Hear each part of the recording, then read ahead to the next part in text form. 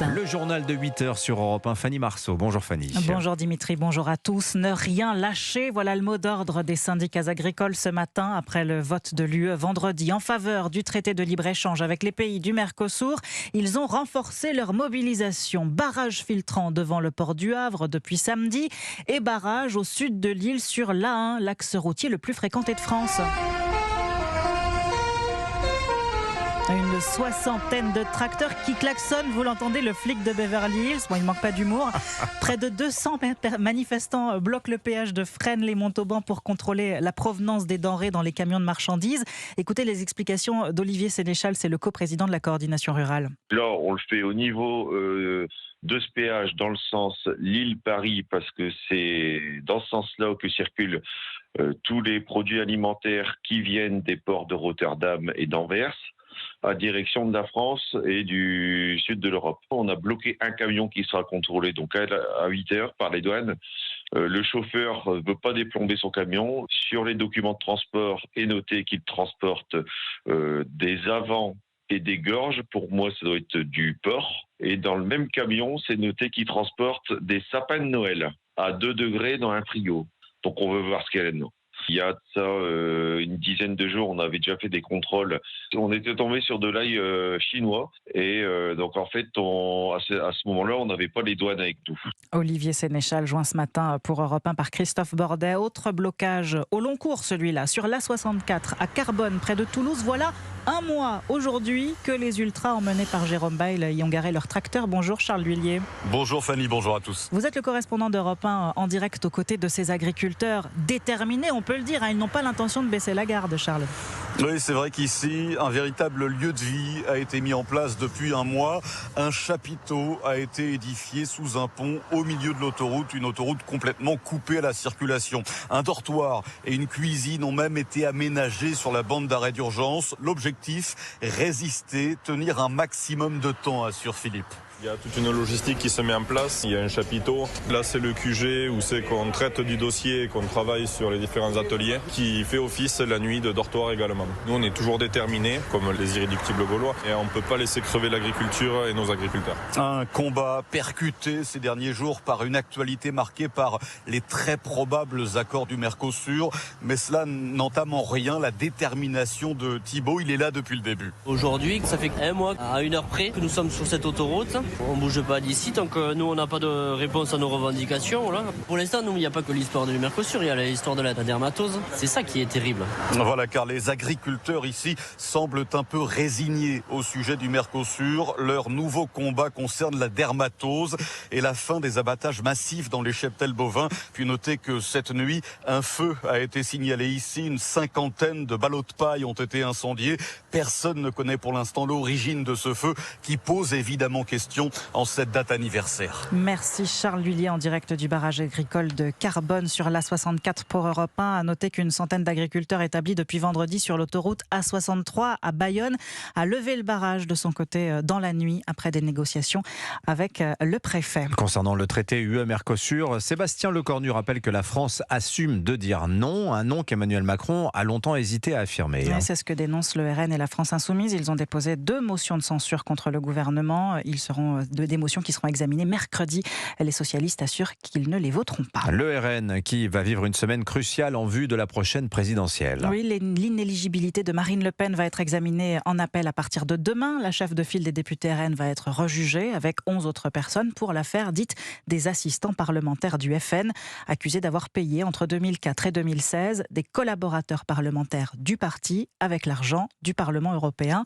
Dans ce nouveau procès, celle qui se présente comme la candidate naturelle du parti joue très gros, William Molinier. En première instance, Marine Le Pen a été condamnée à 4 ans de prison, dont 2 ans ferme aménageables. Sauf que les juges ont assorti la peine de 5 ans d'inéligibilité avec exécution provisoire, ce qui empêche, à date, Marine Le Pen d'être candidate en 2027. Alors, Pour se présenter l'année prochaine, 3 possibilités. 1, faire sauter l'exécution provisoire. 2, réduire la peine d'inéligibilité à 2 ans. 3, obtenir tout simplement la relaxe. L'ancienne présidente du RN va continuer de clamer son innocence, mais son argumentaire s'est affûté par rapport au premier procès. Le parti n'a rien commis de délictuel. Pour preuve, le Parlement validait les frais au fur et à mesure et l'usage discrétionnaire des fonds européens était une pratique somme toute largement diffuse dans les partis politiques. En cause, les règles imprécises, une frontière floue entre ce qui est autorisé et ce qui ne l'est pas. Reste à savoir si cet argumentaire emportera la conviction des juges. Le procès doit se tenir jusqu'au 12 février. Le jugement sera mis en délibéré. Décision attendue avant l'été prochain. William Molinier du service police-justice d'Europe 1. Vous écoutez Europe 1 matin, il est 8h07. En Iran, plus de 500 morts après la répression du régime des mollahs contre les manifestants. Chiffre de l'ONG Human Rights Activist News Agency basée à New York. Donald Trump, qui avait menacé de frapper durement le régime s'il tuait les manifestants, a déclaré hier que les dirigeants iraniens l'ont appelé pour négocier. Le président américain prévient cependant qu'il pourrait devoir agir avant une rencontre, car la situation est critique, comme l'expliquait l'activiste iranienne Hilda Degani-Schmidt, prix international de la laïcité 2023 ce matin à 7h10 sur Europe 1. Nous sommes dans une situation où il y a un peuple dans la rue qui, sans défense, face à lui, il y a un tyran, un des pires tyrans que l'humanité ait connu, qui n'a pas de limite, qui tire à balles réelles, à coups de Kalachnikov. Je pense que c'est vraiment une révolution puisque c'est l'ensemble du territoire iranien qui est désormais touché depuis plusieurs jours, c'est-à-dire des personnes de tous âges. Là, cette fois-ci, nous avons des personnes âgées. Et puis alors, la nouveauté vraiment importante, ce sont les personnes aisées et les bazaris qui sont connus pour avoir une population peut-être plus conservatrice. Hilda Degani-Schmidt, invitée d'Europe 1 matin, interview complète à retrouver sur le site et l'appli Europe 1. Au moins 1500 médecins libéraux français exilés à Bruxelles ce week-end. Opération symbolique pour dénoncer plusieurs mesures de la loi de financement de la sécurité sociale. Et début aujourd'hui de leur 2e semaine de grève. Les spécialistes des cliniques rejoignent le mouvement. Une mobilisation dont les patients mesurent les conséquences. Ils sont nombreux à se tourner vers l'hôpital public ou le SAMU, faute de médecins. Le SAMU qui a reçu 24% d'appels supplémentaires la semaine dernière. Reportage au SAMU de Paris, Yasmina Katou. Le SAMU de Paris, bonjour. Ici, une quinzaine de personnes répondent à 600 appels par jour en moyenne. Depuis le début de la grève, il y a eu jusqu'à 1000 appels dans la journée.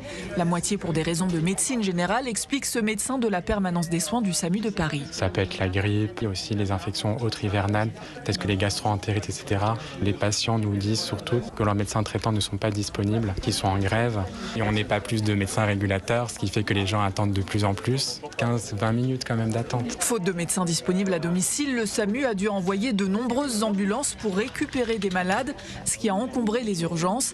Frédéric Adnet, chef du service du SAMU de Paris, craint pour cette 2e semaine de grève, alors que les chirurgiens libéraux rejoignent le mouvement. Pour ce qui concerne les urgences, et en particulier la petite chirurgie de la main, la petite traumatologie, j'ose espérer qu'il y aura quand même un service de garde minimum pour accueillir ces patients. Le chef du SAMU espère que des médecins grévistes seront réquisitionnés pour assurer la continuité des soins. Yasmina Katou. Et puis les Golden Globes, cette nuit aux États-Unis, le triomphe d'une bataille après l'autre avec Leonardo DiCaprio. 4 récompenses, dont celle de la meilleure comédie, mais pas le prix du meilleur acteur dans une comédie qui revient lui à un acteur franco-américain. Timothée Chalamet.